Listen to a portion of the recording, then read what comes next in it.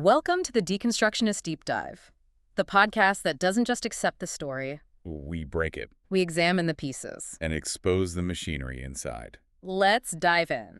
Today, we're peeling back the layers on a truly fascinating and, pretty controversial set of materials. It's all centered on the Satanic Temple, TST. Right. We'll be looking at his public claims, the story it tells about itself. And then really getting into a ruthless deconstruction of what might actually be going on underneath. Our mission, to figure out if this whole self-proclaimed rebellion is, well, something else entirely. Yeah, our sources show TST through two really different lenses. First, there's how it describes itself. And second, how some critics see it. Not as a real threat to power, but maybe as something the system can, absorb or even use. So we're going way beyond the surface stuff today. We're asking, is this movement actually fighting the rules, or is it maybe kind of exploiting them just to get validated? It's a critical question. And what's really interesting is the sources aren't that focused on whether TST members truly believe their own hype. Right, it's more about results. Exactly. Do their actions actually threaten the status quo they say they oppose? Or do they end up being what the sources call, pretty provocatively, the ultimate act of recuperation? Recuperation, like the system just swallows the rebellion whole. Kind of. Like, is it real revolution or just, interesting content that fits right into the existing machine? Let's unpack this. Okay, so our sources start by laying out TST's own definitions, their goals, how they present themselves. First up is this idea of a non-supernaturalist religion, which is their claim that, a religion can be legit, recognized legally, all that, without needing belief in actual supernatural stuff. No gods, no devils. And they frame that as this really progressive, cutting-edge legal thing, right? Pushing boundaries. Exactly. Sounds very modern. Then they really push religious pluralism. Yeah, the idea that all beliefs should coexist, be celebrated even. And they position themselves as the defenders of this, especially against what they call Christian nationalism. It's a good look publicly. Who's against pluralism on the face of it? Right. Then we get into their tactics.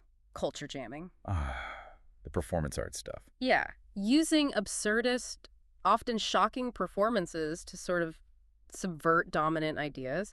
It's presented as this edgy way to challenge power. Designed to get attention, disrupt things. And tied into that is appropriating the discourse of evil. Taking the label Satanist. A label meant to condemn them, and flipping it. Trying to turn it on its head, destabilize the people throwing the label around. Disarm the accuser by owning the accusation. Clever, maybe? They also build up their own stories, counter-myths, the sources call them. Like the secular founding fathers thing. Exactly. Pushing the narrative that America was always meant to be secular based on the Enlightenment, directly fighting that Christian nation idea. It's a battle over history, really. Defining the country's identity. And the last big one is Therapeutic Blasphemy. This one sounds really personal. It's about ritually desecrating symbols, like tearing up a Bible. But framed as healing. Yeah, as a way for people to get psychological liberation, maybe from past religious trauma. So it's not just protest, it's like therapy. Okay, so those are the claims. Radical, countercultural, transformative. But the materials we're looking at suggest this whole package might be, and this is a direct quote, a carefully curated fable. Right. And again, our deep dive isn't about whether TST members believe this fable. It's about whether these actions, whatever the intent, actually threaten the power structures they target. Or if they just get absorbed. That recuperation idea, again, does it dismantle the system or just become a weird new part of it? That's the core question. So let's dig into that first big concept, non-supernaturalist religion. Sounds smart, right? Like they're updating religion for the modern age. It does sound sophisticated. What do the critics in our sources say? Well, they don't hold back. They call it a parlor trick of postmodern relativism. Okay, break that down. Parlor trick. Meaning it looks clever, but it's maybe deceptive. And postmodern relativism. It's like saying all definitions are just made up, so you can twist religion to mean whatever suits you. So the criticism isn't that they're expanding religion. No, the critics argue they're actually draining it of all its terrifying, world-shattering power. They're taking the teeth out of it. Making it safe, less challenging. Exactly. The argument goes, a religion with no actual supernatural element, no real awe or cosmic stakes, it becomes like a corpse propped up in a chair. That's the image used. Wow, that's bleak. It looks like religion, talks like religion, but the life force, the real power to change things, is gone. It's seen as just bureaucracy winning over spirit, seeking tax-exempt status for its book club, not actual liberation. Just fitting into the system's categories. And the sources bring in this freedom lens idea, right? To check if these things actually free people. They do. And through that lens, this whole non-supernatural religion definition is seen as a major deception. Because, the argument goes, it enslaves by convincing you that the pinnacle of intellectual rebellion is to petition the Department of Motor Vehicles for a cooler license plate. Okay, trading cosmic rebellion for bureaucratic wins. Pretty much. It creates this new type of person, the rational religionist. Someone whose beliefs are just legally acceptable opinions. Easy to manage, easy to control within the system. It's about being legible to the state, not truly free from it. Which leads us to religious pluralism. Again, sounds great. Coexistence, diversity, tolerance, noble goals. Absolutely. But the source material labels this a bourgeois fantasy. Bourgeois, like comfortable, middle class, doesn't rock the boat too much. Yeah, and also legal pedantry masquerading as revolution, meaning it's overly focused on tiny legal details, not real change. So what's the problem with their version of pluralism, according to these critics? It's seen as just a negative protest. It doesn't build anything new. It just whines that the Christian nationalists are breaking the old rules. So it's not about a new vision, just about making sure the existing state rules are applied fairly, even to them. That's the core critique. By begging the state's courts for recognition, they argue TST actually strengthens the state's power. The power to grant that recognition in the first place. Ah, okay. It legitimizes the authority you're appealing to. Right. The sources contrast this with someone like, say, Emma Goldman, who wanted to abolish the state, not get its permission. TST is portrayed as wanting to join the club, maybe be the cool, edgy member, but still a member. And the freedom lens take on this. It's pretty harsh. This lie enslaves by making you desire a seat at the cage's dinner table rather than demanding the cage be dismantled. Wow. So asking for inclusion reinforces the cage itself, this whole concept that the sources call it liberal utopianism, fear-based control, right? And it helps the state manage different groups. Keeps the system running, just maybe with some new faces at the table, all playing by the state's rules. Okay, let's shift from definitions to actions. They're culture jamming, the provocative art. That sounds like direct confrontation. It should, shouldn't it? But here's where it gets interesting again. The sources argue it's just a pathetic, sterilized remnant of a once potent idea. Sterilized? They claim this kind of culture jamming isn't a real threat anymore. It's become spectacle commodifying itself. Meaning it's not destroying the media spectacle, it's just becoming part of it, feeding the beast. Exactly. It turns into a press release for power. It generates buzz, sure, but maybe doesn't change anything fundamental. It just feeds the 24/7 news cycle, the need for controversy. So it becomes a kind of win-win, but for the wrong players. That's the argument, a symbiotic relationship. The Christian right gets its demonic foil, and TST gets its Instagram followers. It's an example of capitalist realism. Even rebellion gets packaged and sold. And the freedom lens view is that this deception turns you into a content monkey dancing for clicks. Your rebellion gets measured by likes and shares, not real impact. The algorithm becomes the boss. Okay, what about owning the Satanist label? Appropriating the discourse of evil. That seems like a smart way to diffuse an attack. The sources are skeptical. They call it naive semiotics. Naive study of symbols, meaning they don't understand how symbols really work. Kind of. The argument is, you are still defining yourself by his language, the accuser's language. You're operating within the framework your opponent created for you. So you haven't actually escaped their power dynamic. Not really. You're just accepting the terms they set. The freedom lens says this chains you to the identity your oppressor invented for you. You're not being a truly independent Satan. You're just playing the villain role they wrote for you. Exactly. You're performing in their play by their rules, even if you think you're improvising.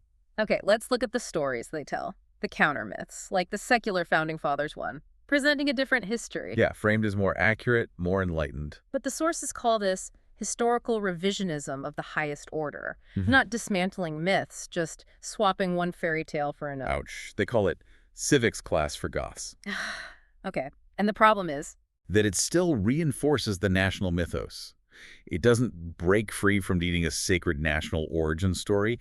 It just changes the characters. So it's still fundamentally propping up the idea of the nation state. That's the danger highlighted.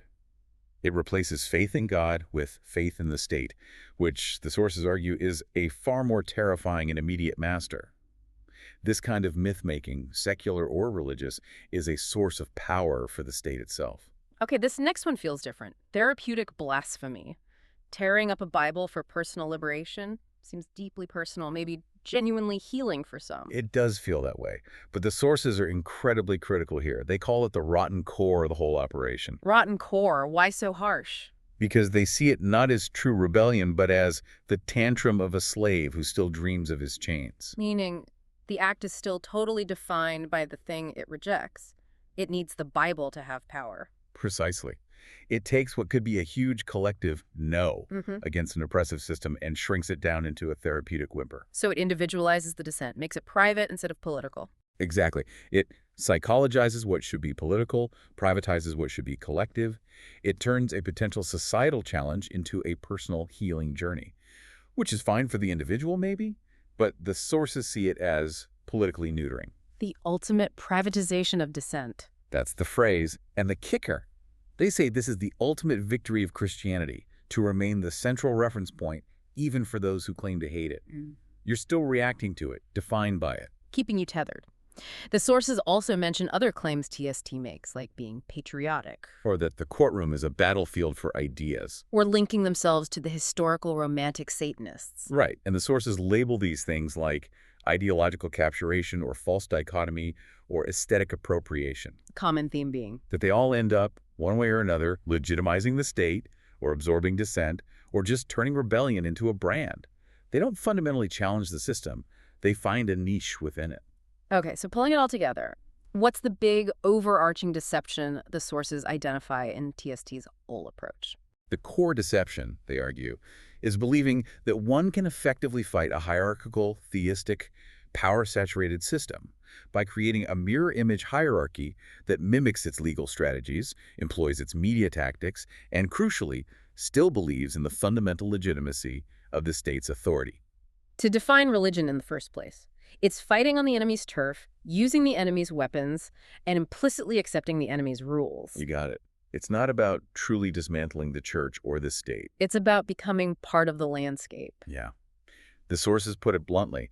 TST doesn't want to destroy the church. It wants to be the new, cooler church on the same street, subject to the same zoning laws. Asking for a permit to rebel, essentially. Seeking integration, not revolution. Which is a really challenging perspective on what looks like radical action. But the sources don't just criticize. They offer this intense call to action. They call it a cognitive Armageddon. Cognitive Armageddon, what does that mean? It's a call to completely reject the game. Stop playing their game. Start begging for their recognition. Stop performing your rebellion for their cameras. So, total withdrawal from their terms. Pretty much. It argues that true heresy isn't a legal argument or street theater. It's the absolute, ungovernable refusal of the very categories they force upon you. Religion, state, good, evil. Becoming completely incomprehensible to the system, refusing its definitions altogether. That's the idea. The final instruction is stark. Burn their symbols not for your therapy, but because they are lies. Then build nothing in their image. Wow. Don't just reject the old system. Refuse to replicate its patterns in your alternative. It's radical. It's saying, your mind is the ungovernable territory. Stop asking for a permit. And that's our deep dive for this week. We've taken a close look at the Satanic Temple's public claims versus a critical deconstruction from our source material, highlighting how even rebellion can, sometimes, become part of the system it claims to oppose. Remember, the most dangerous illusion is the one you don't know you're in. But now you know. So here's our question for you. Where will you see this same deception, a rebellion that actually serves the system playing out in the next 24 hours? Let us know in the comments. Question the narrative. Deconstruct the dogma. See the system. We'll see you next time. Stay skeptical.